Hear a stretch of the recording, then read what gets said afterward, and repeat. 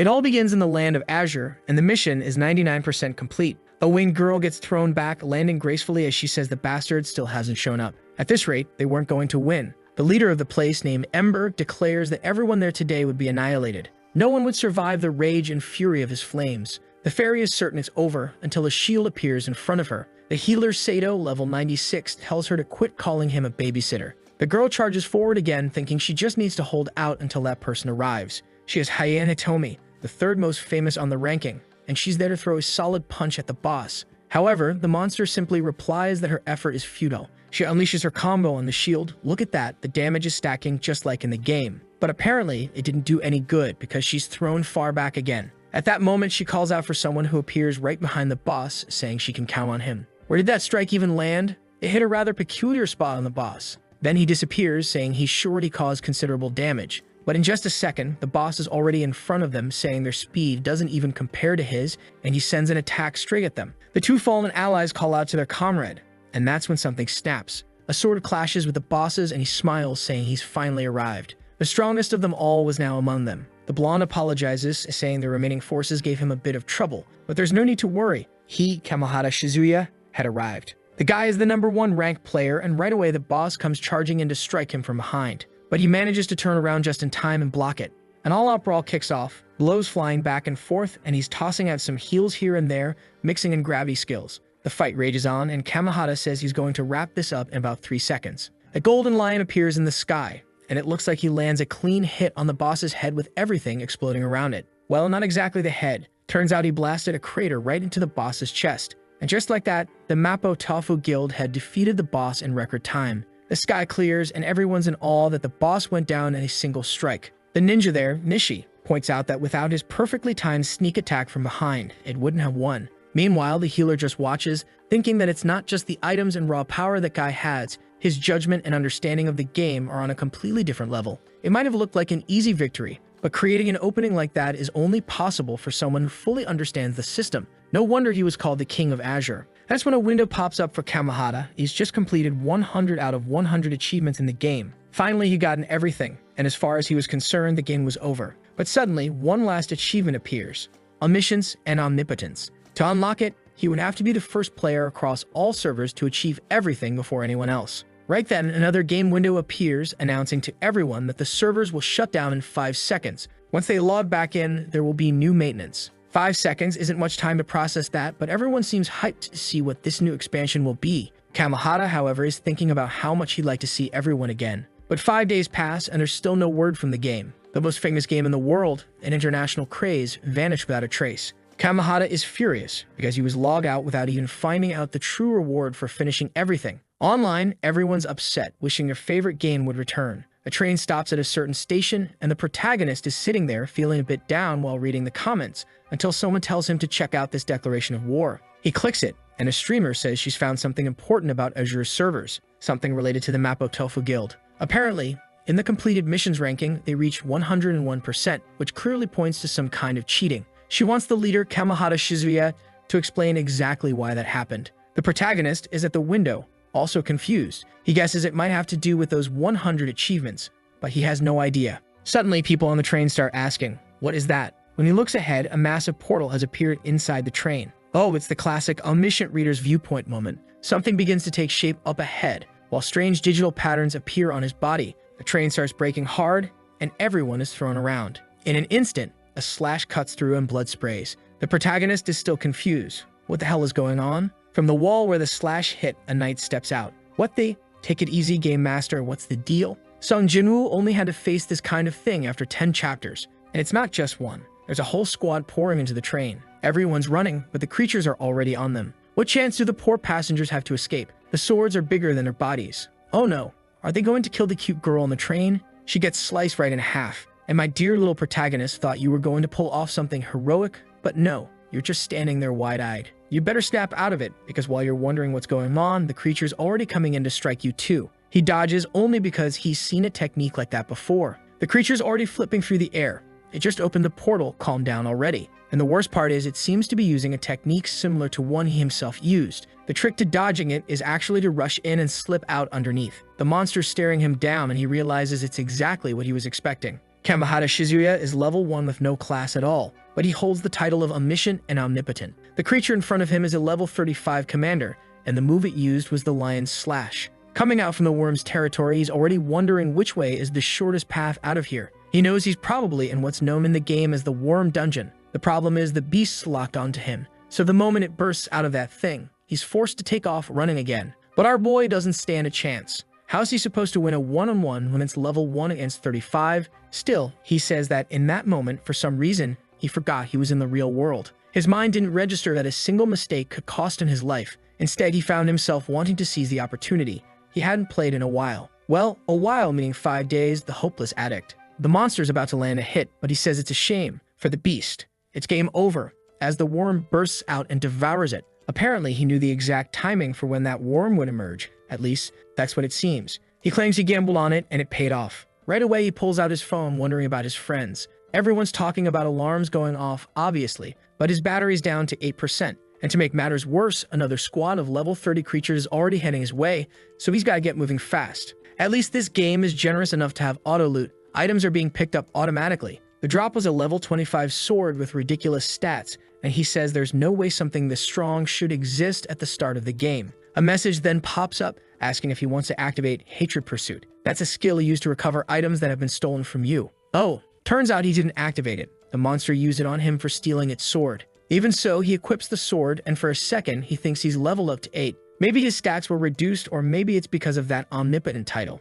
Either way, as soon as he wields the sword, he unlocks the commander's skills. He immediately activates the Flight of Courage, which makes him run faster and keep accelerating, though it burns through mana. The problem is, his only offensive move is the Lion's Slash, which can be used 3 times in a row, but it's not enough to deal real damage. Since he can't hurt them, he decides to use it for mobility instead, leaping down the stairs. But those damn creatures are right on his tail. This game's seriously tryhard. Then he fakes a jump and hides. Looking down at the sword, he knows it's the only reason he's still alive. What's strange is that he's seen this item in the game before, but this version is way stronger. The downside is that Hatred Pursuit will soon kick in again, letting the monsters track him down once more. The entire train is now crawling with shadows like something straight out of Sun Jinwoo's world. He realizes this is insane. Not even in the game was it this hard. But then he spots a stone, the kind that represented respawn points in the game. Only now, it looks like monsters are respawning there instead, which is strange, since it should have been players. That's when it clicks. The monsters have human-like abilities, drop items, and respawn. Apparently, instead of being a game where humans hunt monsters,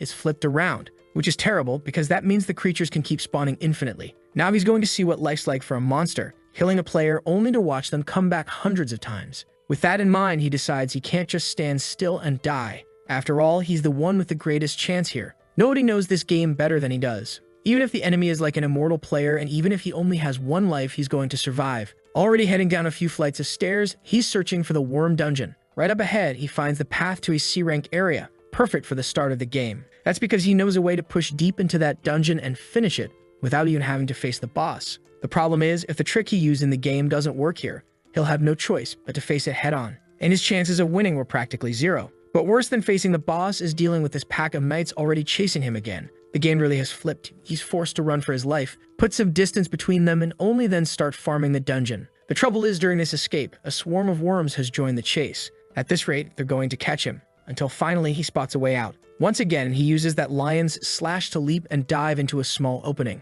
Inside, he finds the Tears of Furav. A single drop falls, and he gains plus 0.00 onto his stats. At that moment, the Furav trial begins, and the creature's power starts seeping into his body. Just like in the game, 1 drop falls every 5 seconds, and in 100 seconds, you get 1 stat point. If you stay there for 3 whole days, you can gain around 50 points. It's the kind of thing that would make sense in a game, standing still for 3 days while everyone else is leveling up. Though honestly, with monsters this strong, everyone's probably dying instead. Sure enough, people are already getting torn in half. Shizuya starts wondering what these memories are.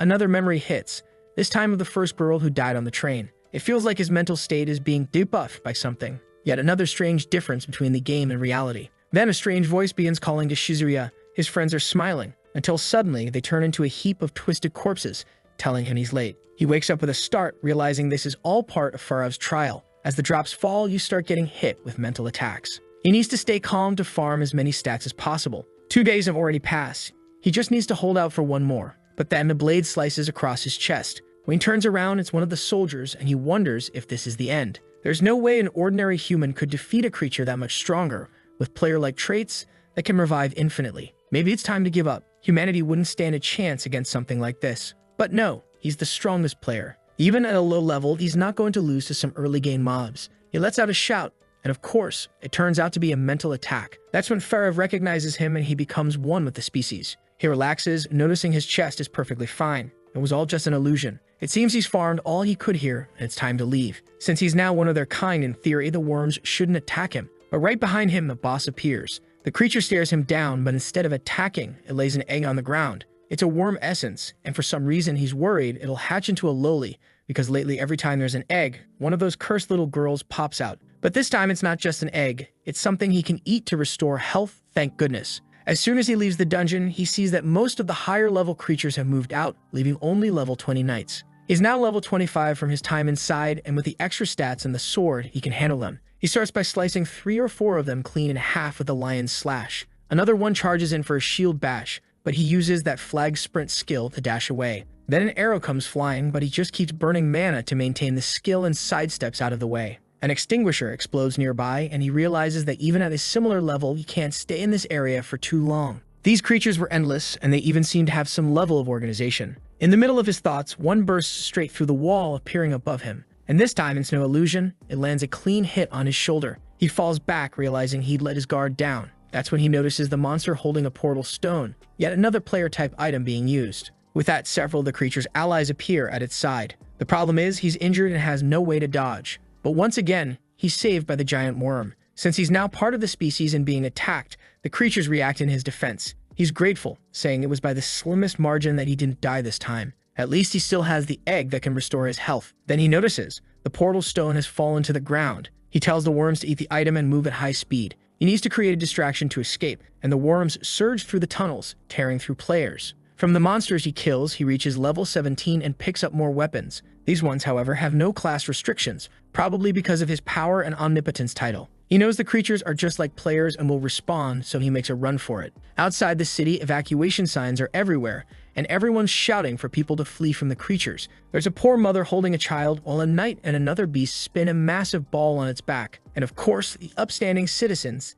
take the chance to loot in the chaos. Meanwhile, in a diner, there's a girl with headphones singing to herself. While others are stealing, she actually goes up to pay honestly. I'm not sure she's all there because she's strolling down the street with her phone held high, complaining about terrible signal. Hey monster, over here. There's a lunatic waving her headphones around. Suddenly, someone grabs her arm, yanks the headphones away, slams her against the wall, and tells her to stay quiet. A monster passes by, and only then does she realize there's complete carnage happening in the city. But a shadow assassin, level 25, notices them and rushes toward the two. The guy in the hood is trying to play the hero, but the creature triple jumps to close the distance. It reaches for his neck, and he tells the girl to be careful. When she turns around, the guy has blocked the attack. It's him, Shizuya himself, landing a slash on the creature's arm. The monster jumps back and fires, forcing him to deflect. These enemies are seriously tryhard. It's not easy fighting them. Even with Shizuya being a top-tier player, the thing still crouches low to evade his cut. Meanwhile, the cursed TikTok queen is busy filming a video. He tells her to stop acting stupid and pulls her along, saying they need to take the chance to escape. He keeps scolding her, telling her she's an idiot who needs to understand the situation they're in. But she says they won't attack her anyway. He's a bit thrown off and she says it's nothing, totally not suspicious. Then she asks about his tattoo and he tells her a lot has happened. When he picked up a weapon from these creatures, he gained the same power they had. Now he's trying to figure out why he received it. Sometime later, in another part of the city, they're climbing a mountain. Still not sure why he saved this e-girl, but let's see. She's impressed he knows the entire route, though the truth is the layout of this city is strangely similar to the game's starting map. Probably means the game was modeled after reality. She asks why he's going to such an abandoned place and he tells her to stop following him. Two weirdos, he dragged her away to save her. She's now following him and they're arguing. She tells him to call her by her name, Kokomani Chijo, and says she's following him because it seems like it'll be fun. But right at that moment, his foot passes through a barrier and he discovers a hidden cave. Inside, she wants to know what's going on. The air in there feels strange, but he tells her to shut up. At the far end of the tunnel, there's a cluster of lights, almost like stars. No, on closer look, its muzzle flashes. But okay, they're not firing at him, they're shooting at the monsters up ahead, all of them with heavy shields and healers in the back. Turns out, it's basically a hunting party, but in this case, the hunters are monsters. And behind all of them is our protagonist, relieved because these enemies are only level 18 and don't seem all that experienced. Since they're distracted, maybe he can take them out. He moves forward and Ichijo tells him to be careful. The hunters, thinking he's one of the monsters, immediately open fire in his direction, but he uses his lion's leap, lands behind them, and slashes the healer. The tank and another in the front instantly turn toward him. The shield bearer tries to strike, but he dodges with a jump. That leaves the healer exposed and they get mowed down. The monsters turn to each other, raising a barrier, only for it to be destroyed right away. But when it drops, the humans can no longer see the creatures. Shizuya steps in, saying the monsters have retreated and there's no need to waste more bullets. Really? Why'd you let them retreat? Wasn't the whole point of coming here to kill them? Out of nowhere, the woman he just saved points a gun at him. Ichijo jumps in, telling her not to shoot, saying she's certain he's human and saved her. The soldiers glance at each other and say they'll talk more inside. Deeper into the cave, there's a whole group of people lying around exhausted. The only one looking cheerful is Ichijo, clearly suspicious. The soldiers explain they were on a mission but got chased by monsters and ended up trapped there. The protagonist says it's insane to try protecting so many people. It's impossible. The woman replies that it's not like she can kill every monster either. They're not letting him leave. That's because this is one of those beginner dungeons you're forced to finish. You can't get out until you clear it. The boss here is a pair of level 15 twins. Nothing too terrifying at first glance. The problem is the man is incredibly tough, and the woman is extremely accurate with her shots. Hearing this, the protagonist gets a headache as he finally starts putting the pieces together. Everything from the game is spilled into reality. And now the tables have turned. The monsters are the players, and in the name of justice, they're here to wipe out humanity. What he doesn't understand is why such a twisted game is even happening in the first place. The soldiers set up soda cans on the ground to detect when monsters are approaching.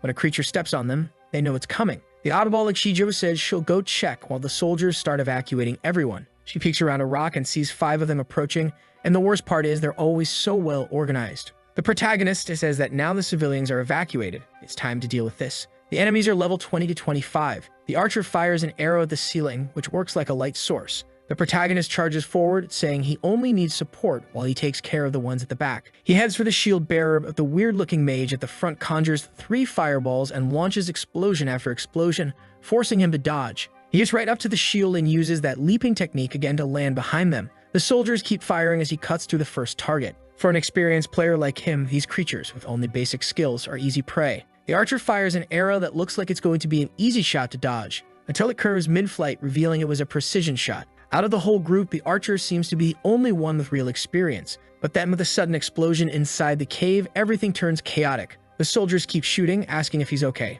He says he's fine, but he's starting to notice something troubling. The monsters seem to be getting better as the fight goes on. He strikes the mage again and reaches the obvious conclusion. Just like players, they're evolving because they can learn. To make things worse, the mage he's trying to kill is being instantly healed by the woman in the back. Even when it's a monster, the healer's a woman. The stereotype lives on. Shizuya wants to close the gap, but their formation is solid, with the archer always protecting the healer. The only way through would be if the soldiers gave him an opening. But right in the middle of that thought, the tank slams him with a shield bash, smashing him against the wall. If the number 1 player is struggling this much, the rest of the world's probably already been wiped out. Seeing his own blood, he considers sacrificing some of the soldiers as bait to distract the enemy and win. In the game, people could respawn, so he wouldn't have hesitated. But now, these are real people. Meanwhile, with the evacuees, Ichijo is handing a lollipop to a little girl, telling her to stop crying or she'll get all wrinkly and ugly. Out of nowhere, she asks where the girl's mom and dad are. The child plainly says they became monster food. Back in the fight, endless gunfire keeps pouring out, but our boy still can't reach the backline. He says he's going to try one more time, activates the flag of courage, and starts burning mana to charge forward.